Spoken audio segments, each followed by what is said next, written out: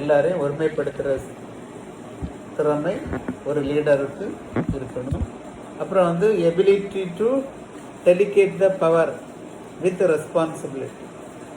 ஒரு லீடர் வந்து எல்லாத்தையும் அவரால் செய்ய முடியாது. ஒரு லீடர் வந்து மற்றவங்களுக்கு வச்சு தான் வேலை வாங்கணும். எல்லாம் தான் நினைக்கிறேன்னு நினச்சா என்ன ஆயிரும்? எல்லாம் ஃப்ளாப் ஆயிடும். அந்த சிஸ்டமே ஃபெயிலியர் ஆயிடும். அவருக்கு தொழில் அல்லது அவருக்கு துறையோ அல்லது அவருக்கு டீமோ டோட்டலாக கொலாப்ஸ் ஆகிடும், ஃபெயிலியர் ஆகிடும். இப்போ அவர் என்ன செய்யணும்னா தனக்குள்ள அதிகாரத்தை மற்றவங்களுக்கும் கொஞ்சம் கொஞ்சமாக பகிர்ந்து கொடுத்து அதுக்குண்டான ரெஸ்பான்சிபிலிட்டிஸையும் கொடுத்து ஃபிக்ஸ் பண்ணி தான் வேலை வாங்கணும். அப்போ தான் ஒரு லீடருக்கு அழகு. ஒரு லீடர் வந்து சாதிக்க முடியும். இப்போ எல்லாமே அவர் தான் பண்ணுவேன்னு நினச்சிட்டு இருந்தால் என்ன ஆயிரும்? பிஸ்னஸ் வந்து ஃபெயிலியர் ஆகிறதுக்கு வாய்ப்பு. அப்போ ஒருமைப்படுத்துதல், பல துறைகள் எல்லாத்தையும் அவர் ஒருமைப்படுத்தணும். தான் கீழே உள்ள எல்லா துறைகளையும் எல்லா மக்களையும் ஒருமைப்படுத்துறது இருக்கணும். கம்யூனிகேஷன் ஸ்கில் இருக்கணும். A leader should have communication skill. Free ஃப்ளோவாக கம்யூனிகேட் பண்ணுறனோ அதை மாதிரி வந்து அந்த கம்யூனிகேஷனுக்கு உண்டான அந்த முக்கியத்துவத்தை அவர் உணர்ந்துடணும். கம்யூனிகேஷனில் நீங்கள் போன கிளாஸ்ல எல்லாம் படிச்சிருப்பீங்க. கம்யூனிகேஷன் எப்படி பண்ணணும், ரிசீவரை புரிஞ்சிட்டு கம்யூனிகேட் பண்ணணும் அப்படின்ட்டுலாம் நிறைய எசென்சியாலிட்டிஸ் வந்து நம்ம படித்தோம்.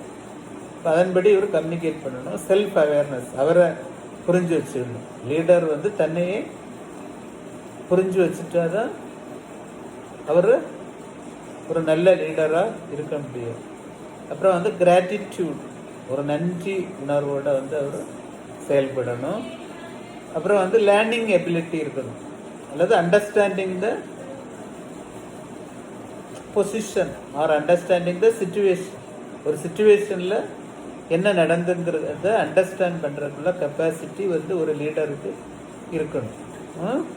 அப்புறம் வந்து இன்ஃப்ளூயன்ஸ் பண்ண தெரியணும். ஒரு லீடர் வந்து தாங்கள வேலை பார்க்குறவங்கள எல்லாத்தையும் என்ன செய்யணும்? இன்ஃப்ளூயன்ஸ்னால் தமிழில் என்ன சொல்லுவோம்னா மற்றவங்கள வந்து தான் வலையில் விழ வைக்கணும். தன்னை அவங்கள வந்து ஒரு அட்ராக்ட் பண்ணணும். அவங்கள வந்து தான் நினைக்கிற மாதிரி அவங்கள செயல்படுத்த வைக்கணும். அதான் இன்ஃப்ளூயன்ஸ்.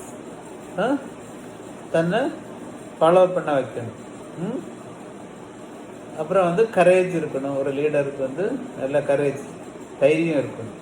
பயந்து ஓடக்கூடாது. எல்லா இதையும் ஃபேஸ் பண்ணுறதுக்குள்ள கெப்பாசிட்டி ஒரு லீடருக்கு இருக்கணும். அப்புறம் வந்து ரெஸ்பெக்ட் பண்ண தெரியணும். மற்றவங்கள எல்லாரையும் மரியாதையாக நடத்த தெரியணும். ஒரு நல்ல லீடரு தான் கீழே வேலை பார்க்குறவங்க, பொதுமக்கள் எல்லாரையும் ஒரு மரியாதையுடன் நடத்தணும். அவர் தான் உண்மையான லீடர். அப்புறம் வந்து ஹானஸ்ட்ஃபுல் பர்சனாக இருக்கணும். நேர்மையை கடைப்பிடிக்கணும். ஒரு லீடர் வந்து ஒரு நேர்மையில இருந்து தவறாருன்னா அவருக்கு மரியாதை போயிடும். அவர் ஜாதி, மதம், சொந்தக்காரங்க அப்படிங்கிற எந்த ஒரு இதுக்கும் அவர் இடம் கொடுக்கக்கூடாது. நேர்மையை கடைப்பிடிக்கணும்.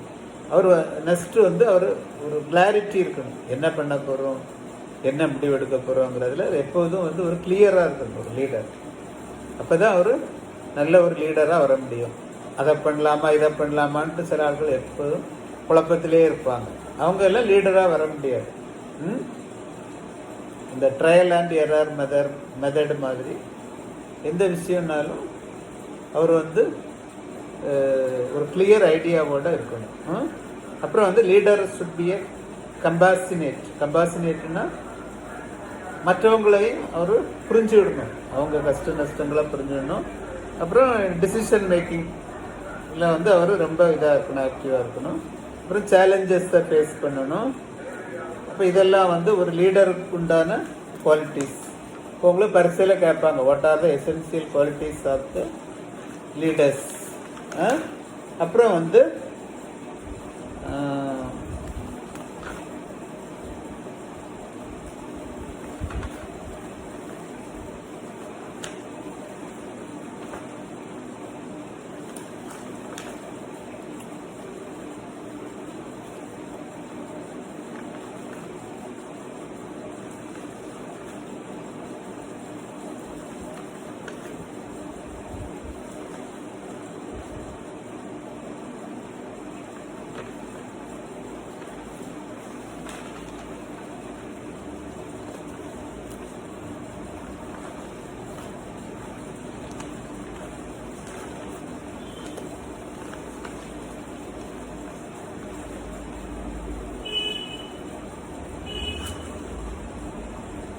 அடுத்து வந்து லீடர்ஷிப்புக்கு இம்பார்ட்டன்ஸ் முக்கியது. நீங்கள் அட்வான்டேஜஸ்ன்னு கேட்டாலும் எழுதலாம். Leadership, what are the advantages of a good leadership அப்படின்ட்டு கேட்டாலும் நீங்கள் இந்த பாயிண்ட் வந்து எழுதலாம். Importance of leadership.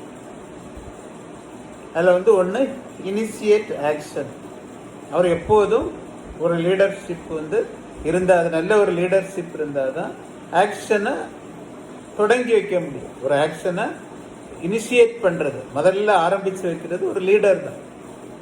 அப்போ ஒரு ஆக்ஷன், ஒரு செயல்பாடுகளை தொடங்கி வைக்கிறதுக்கு லீடர்ஷிப் வந்து தேவைப்படுது. ஒரு நல்ல லீடர் இருந்தால் தான் அந்த நடவடிக்கைகள் வந்து சரியான நேரத்தில் தொடங்கப்படும். சரியான நேரத்தில் அந்த நடவடிக்கை தொடங்கப்படும். இந்த action can be taken place at the right time. அப்போ ஒரு இனிஷியேட்டிவ், ஒரு தொடங்கி, ஒரு காரோ அல்லது ஒரு பைக்கோ முதல்ல ஸ்டார்ட் பண்ணணும் இல்லையா? ஸ்டார்ட் பண்ண பிறகு தான் அது ஓட தொடங்கும். அப்போ அந்த ஸ்டார்டிங் ஃபங்க்ஷனை வந்து தொடங்கி வைக்கிறது ஒரு லீடர்.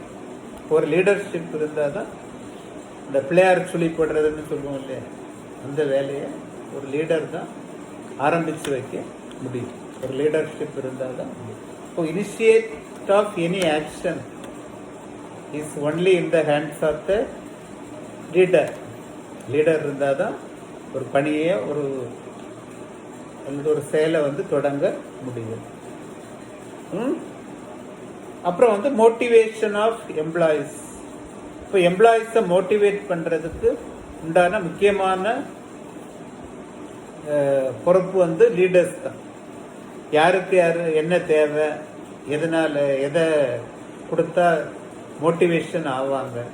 மோட்டிவேஷன்னா ஊக்கப்படுத்துறது. ஒரு தொழிலாளர்களை ஊக்கப்படுத்துறதுக்கு அந்த தொழிலாளர்களோட அந்த அந்த பல்ஸ் யாருக்கு தெரியும்னா லீடர்ஸுக்கு தான் தெரியும்.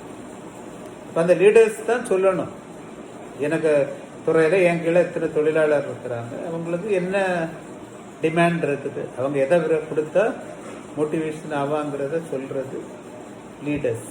அப்போ லீடர்ஸ் இருந்தால் தான் மோட்டிவேஷன் பண்ண முடியும். நல்ல சக்ஸஸ்ஃபுல்லாக மோட்டிவேஷன் பண்ணணும்னா ஒரு நல்ல லீடர்ஷிப் இருந்தால் தான் முடியும். தொழிலாளர் எதை விரும்புகிறாங்க, எதை நோக்கி போகிறாங்கங்கிறது லீடருக்கு தான் தெரியும். சரி, மூணாவது வந்து ஒரு கைடன்ஸ் கொடுக்கறது, ஒரு வழிகாட்டுதலுக்கு உண்டான முழு பொறுப்பையும் யார் ஏற்றுக்கிடுறாங்கன்னா லீடர்ஸ் தான். ஒரு லீடர்ஸ் இருந்தால் தான் அவங்களுக்கு எப்பப்போ பிரச்சனை வருது, என்ன குழப்பம் வருது, இந்த சூழ்நிலையில் வந்து அந்த பிரச்சனையை தீர்க்கறதுக்கு உண்டான வழியை காட்டுறது leaders.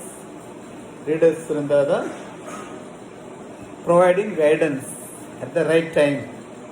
whenever problem arises, the leader can guide the subordinates or his employees. அப்புறம் வந்து leader can create confidence among the employees. Employees confidence கான்ஃபிடென்ஸ்னா ஒரு தைரியம், நம்மளால் இந்த வேலையை செய்ய முடியும், பயப்பட வேண்டாம், எந்த பிரச்சனையும் வராது அப்படின்ட்டு வந்து ஒரு கான்ஃபிடென்ஸ் கொடுக்கறதும் லீடர்ஸ் தான். இப்போ லீடர்ஸ் தான் leaders giving confidence to the employees. எம்ப்ளாயீஸுக்கு வந்து கான்ஃபிடென்ஸ் வந்து கொடுக்குறாங்க. சரியா? அடுத்தது வந்து leaders are able to inspire other individuals to achieve the higher level of success. ஒரு லீடரால தான் என்ன செய்ய முடியும், இன்ஸ்பயர் பண்ண முடியும். Inspire other individuals or his subordinates or his own employees to achieve a high level of a success. ஒரு வெற்றியை அடைகிறதுக்கு லீடரால தான் ஒரு இன்ஸ்பிரேஷன் வந்து கொடுக்க முடியும். எப்படி வந்து ஒரு கோச் வந்து ஒரு சிறந்த ஸ்போர்ட்ஸ்மேனை உருவாக்குறாரோ, அதே போல் நிறுவனத்தில் வந்து ஒரு சிறந்த தொழிலாளியை உருவாக்குறது நல்ல லீடர்ஸ். ஒரு நல்ல லீடர் இருந்தால் தான் தொழிலாளியை ஒரு சிறந்த தொழில் வல்லுநராக மாற்ற முடியும், அல்லது ஒரு சிறந்த டெக்னீஷியனாகவோ இல்லை ஒரு சிறந்த ஒரு எஃபிஷியன்ட் ஒர்க்கராகவோ மாற்றணும்னா ஒரு லீடருக்கு இன்ஸ்பிரேஷன் வேணும். ஒரு லீடருக்கு இன்ஸ்பிரேஷன் வேணும். அப்போ இதில் ஒரு லீடர் வந்து ஒரு இன்ஸ்பிரேஷன் கொடுத்தாதான் அந்த இண்டிவிஜுவல்ஸ் வந்து என்ன ஆகுது, அந்த இண்டிவிஜுவல்ஸ் ஒரு சக்ஸஸை அடைய முடியும். வாழ்க்கையில் அவங்க முன்னேறதுக்கு வந்து ஒரு லீடருக்கு இன்ஸ்பிரேஷன் வேணும். அப்போ தான் அவங்களால வெற்றி கனியை எட்டி பறிக்க முடியும், இல்லை வாழ்க்கையில் வந்து ஒரு உயர்ந்த இடத்திற்கு போக முடியும். இப்போ ஒரு சக்ஸஸை அச்சீவ் பண்ணுறதுக்கு லீடருக்கு ஒரு இன்ஸ்பிரேஷன். இன்ஸ்பிரேஷன்னா என்னது, அவங்க வந்து ஒரு வழிகாட்டுதல் அல்லது ஒரு ஊன்றுகோல் போல அல்லது ஒரு முன்மாதிரியாக இருந்தாங்க அப்படின்னு சொல்லுவோம்ல தமிழில், முன்மாதிரியாக இருந்தாங்க, அதான் இன்ஸ்பிரேஷன். சரி, அப்புறம் வந்து ஒரு லீடர் வந்து set the tone for their business.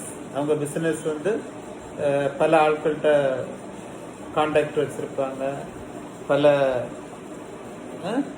பல டீலிங்ஸ் இருக்கும்.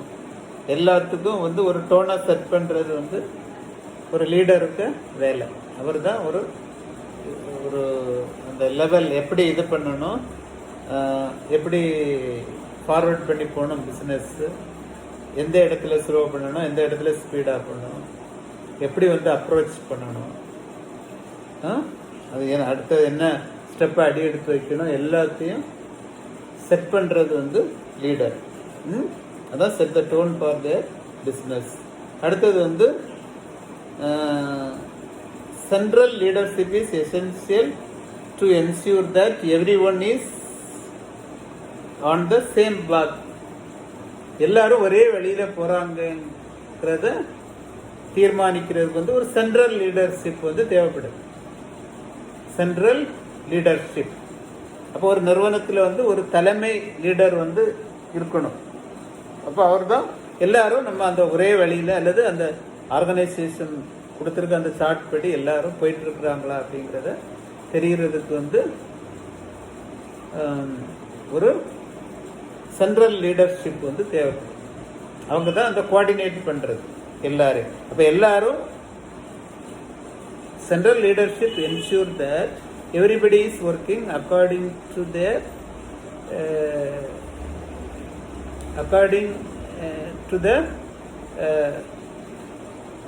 rules or rules, regulation, conditions,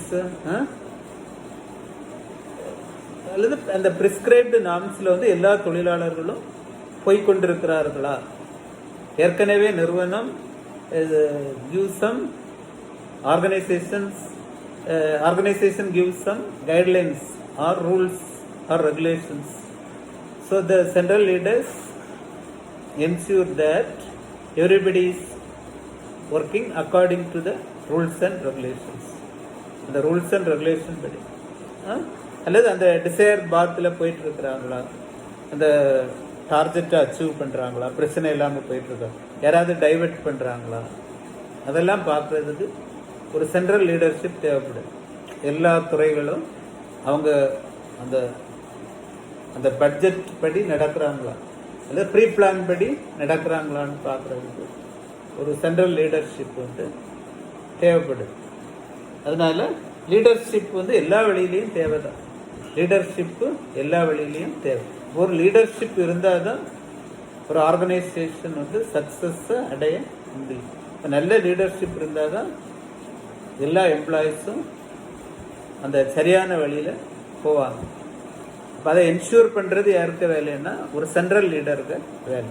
இப்போ நம்ம இந்தியாவில் வந்து எல்லா ஸ்டேட் கவர்மெண்ட்டும் அதுக்கு கீழே உள்ள டிபார்ட்மெண்ட்டுகள் எல்லாம் ஒழுங்காக நடக்குதான்ட்டு பிரதமர் பார்ப்பாரு. பிரதமர் ஜனாதிபதி, அப்புறம் அவருக்கு கீழே உள்ள மினிஸ்டர்ஸ்.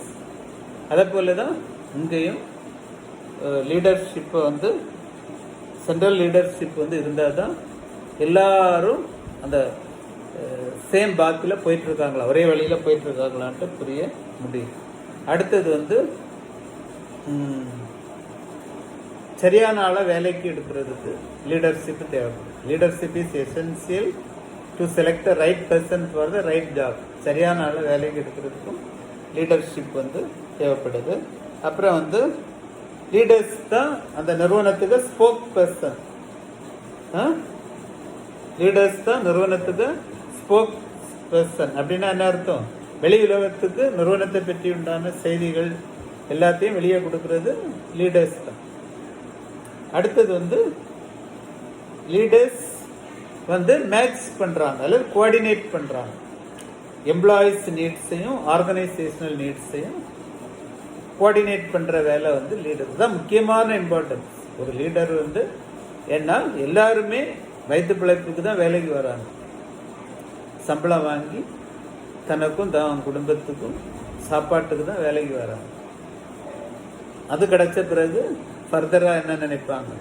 ஒரு கார் வாங்கலாமா, ஒரு குவார்ட்டர்ஸ் வாங்கலாமா, அல்லது ஒரு வீடு வாங்கலாமா, வீடு கட்டலாமா, அல்லது 2 வீலர் வாங்கலாமா, அப்படி ஒவ்வொரு தேவை கூடிகிட்டே வருது. Human needs are extending. There is no limit for human needs. அப்போ அந்த தனி மனிதனுக்கு நீட்ஸையும் ஆர்கனைசேஷனல் நீட்ஸையும் நம்ம கோஆர்டினேட் பண்ணணும். அவனுக்கு உண்டான நீட்ஸுக்கு நம்ம உதவிகளை செய்துட்டு அதே டைமில் ஆர்கனைசேஷனுக்கு நீட்ஸுக்கு அவன்கிட்ட நம்ம வேலையை வாங்கணும். அவன்கிட்ட வேலையை வாங்கணும். இப்போ 2 பேருக்கு நீட்ஸும் ஒரு கோஆர்டினேட் பண்ணி ஆர்கனைசேஷனுக்கு நீட் வந்து டார்கெட்டை அச்சீவ் பண்ணணும். அவனுக்கு நீட்ஸ் வந்து அவனுக்கு உண்டான தேவையை கொடுக்கணும். இப்படி அந்த 2 நீட்ஸும் அப்படி பேரலாக போயிட்டே இருக்கும். அப்போ 2ஐயும் இப்படி முடிஞ்ச அளவு கோஆர்டினேட் பண்ணி ஆர்கனைசேஷனுக்கு சக்ஸஸை கொண்டு வர்றது ஒரு லீடர்ஷிப்புக்கு வேலை. லீடர்ஷிப்புக்கு வேலை. நம்ம அவன் நீட்ஸை பார்க்காம விட்டோம்னா அவன் வந்து டீமோட்டிவேட் ஆகிடுவான், ஒழுங்காக வேலை செய்ய மாட்டான், ஏமாற்ற தொடங்கிடுவான், அல்ல பிரச்சனை பண்ண தொடங்கிடுவான். அப்போ வந்து ஆர்கனைசேஷனுக்கு சக்ஸஸுக்கு நம்ம 2 பேருக்கு நீட்ஸையும் கோஆர்டினேட் பண்ணி கொண்டு போகணும். தொழிலாளி இல்லைன்னா பிஸ்னஸ் இல்லை, பிஸ்னஸ் இல்லைன்னா தொழிலாளிக்கு வாழ்க்கை ஆதாரம் வந்து பாதிக்கப்படும். இப்போ 2 பேரும் ஒன்றா சார்ந்து தான் இருக்கிறாங்க. நிறுவனம் தொழிலாளரை சார்ந்து இருக்குது, இண்டிவிஜுவல் வந்து அல்லது எம்ப்ளாயீஸ் வந்து நிறுவனத்தை சார்ந்திருக்கிறாங்க. இப்போ 2 பேரும் சில நீட்ஸை வச்சுட்டு இருக்கிறாங்க. அப்போ 2 நீட்ஸும் மாறி மாறி ஃபில்ஃபில் பண்ணி ஆர்கனைசேஷன் கோலில் அச்சீவ் பண்ணுறது தான் ஒரு லீடர்ஷிப்புக்கு வேலை. நல்ல லீடர் வந்து இதை கரெக்டாக மேட்ச் பண்ணான்னா அவர் தான் நல்ல லீடர்.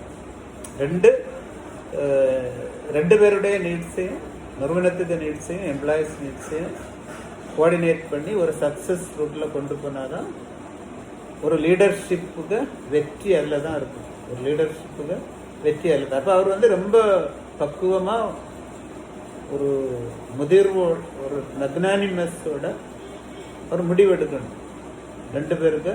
இதில் வந்து இது ஆகக்கூடாது, கிளாஷ் ஆயிட்டுன்னா போச்சு.